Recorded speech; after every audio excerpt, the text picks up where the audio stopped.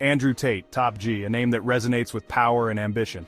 4 words that echoed through the concrete jungle of his Romanian fortress. This fortress, a symbol of his relentless pursuit of excellence, stands as a testament to his journey from obscurity to prominence.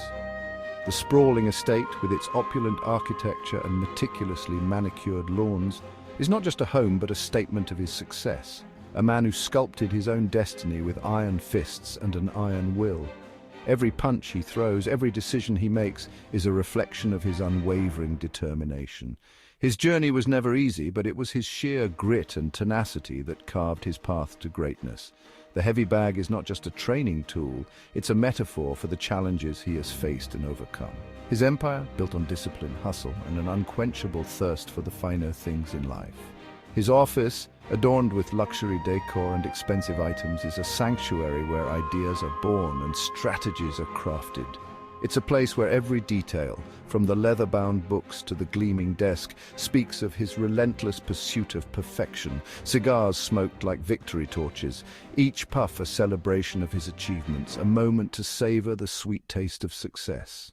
The cigar, a symbol of his triumphs, burns slowly, just like his rise to power, deliberate and unstoppable. His voice, a gravelly baritone, commanded attention. In meetings, his words were not just heard, but felt, resonating with a power that could move mountains. His intense focus and serious demeanor left no room for doubt. He was a leader, a visionary, a man who knew exactly what he wanted and how to get it. Surrounded by loyal disciples, he preached the gospel of self-mastery. His followers, drawn to his magnetic presence, hung on his every word, eager to absorb the wisdom he imparted. He was not just a mentor, but a beacon of hope, guiding them towards their own paths of success. Tate was more than a man. He was an idea, a force of nature. His presence, larger than life, inspired those around him to strive for greatness. He embodied the principles of hard work, resilience, and unwavering confidence. In every dramatic setting, his confidence shone through, making him not just a powerful figure, but a legend in the making. His legacy, built on the foundations of his indomitable spirit, continues to inspire and challenge the norms, pushing the boundaries of what is possible. Obsessed with speed and power, Tate's latest conquest was a fleet of Bugattis, each one a masterpiece of engineering, sleek, predatory, a symphony of horsepower. He surveyed his kingdom, a grin spreading across his face. His inner circle watched, eyes wide with awe. What color is your Bugatti? They knew the answer. They'd heard the stories, but the question hung in the air, a testament to his dominance. The air grew cold. A chill snaked down Tate's spine, a sensation alien to his world of invincibility. The warehouse door creaked open, an unwelcome guest announced by a whisper of wind. Death! Its skeletal face was hidden beneath a dark hood, its presence a suffocating shroud. It glided forward, every movement a silent threat. Tate stood his ground, chin held high, eyes locked on the intruder. Andrew Tate, your time has come. Time? Time bends to my will. You see this? This is what I've built. What have you done? Death paused, its skeletal fingers twitching. It had taken emperors and paupers, kings and commoners, but never had it faced such defiance, such confidence. Tate's words struck a chord, a flicker of something unfamiliar igniting within the entity. I've taken millions.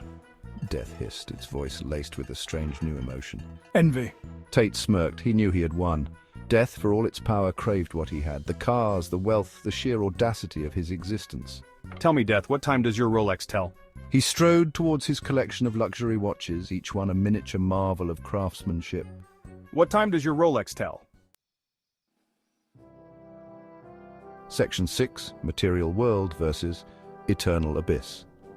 In this section, we delve into the stark contrast between the tangible, opulent world of material wealth and the intangible, infinite realm of the eternal abyss.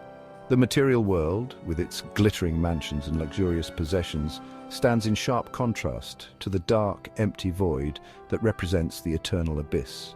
This juxtaposition raises profound questions about the nature of existence, the value of material wealth, and the inevitability of death. Death remained silent.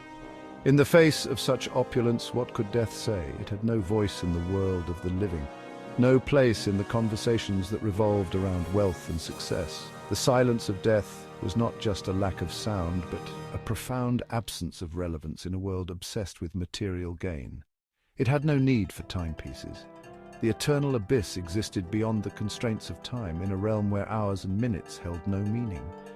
In this void, the concept of time was irrelevant, a mere construct of the living. Yet the question posed by Tate, a man deeply entrenched in the material world, stung with an unexpected sharpness. It existed outside the realm of hours and minutes. Yet Tate's question stung. It was a question that cut to the core of death's existence, challenging its place in a world that seemed to value only what could be seen, touched, and owned. The question was not just about time, but about relevance, about the very essence of what it meant to exist in a world dominated by material wealth. It was a question of relevance, of place in a world that death could never truly touch. The luxurious world of Tate, filled with glittering watches and opulent mansions, was a world that death could observe but never inhabit. It was a world that seemed to mock the very concept of mortality, a world where the pursuit of wealth overshadowed the inevitability of death. The watches glittered under the harsh fluorescent lights, a physical manifestation of Tate's success. Each watch, encrusted with diamonds and crafted with precision, was a testament to his achievements in the material world. These timepieces, symbols of wealth and status, seemed to hold a power that transcended their function, a power that even death could not ignore. Death, for the first time in eons, felt inadequate. In the presence of such overwhelming material success, death's dominion over life and death seemed to pale. The power that death wielded, the power to end life, seemed insignificant compared to the allure of Tate's possessions. It was a humbling realization, a moment of vulnerability for an entity that had always been seen as the ultimate equalizer. Its power, its dominion over life and death, paled in comparison to the allure of Tate's material possessions. The mansion, filled with expensive items, stood as a monument to Tate's success, a success that seemed to defy the very concept of mortality. In this material world where wealth and status reigned supreme, death found itself questioning its own relevance, its own place in the grand scheme of existence. Section 7. The Ultimate Flex.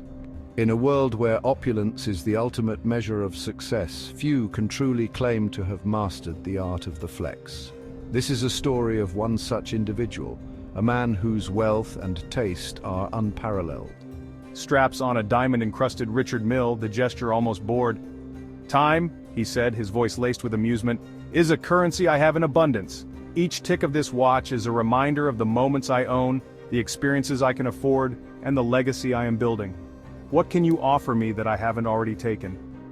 His words were not just a question but a challenge, a declaration of his dominance in a world where material wealth is the ultimate power.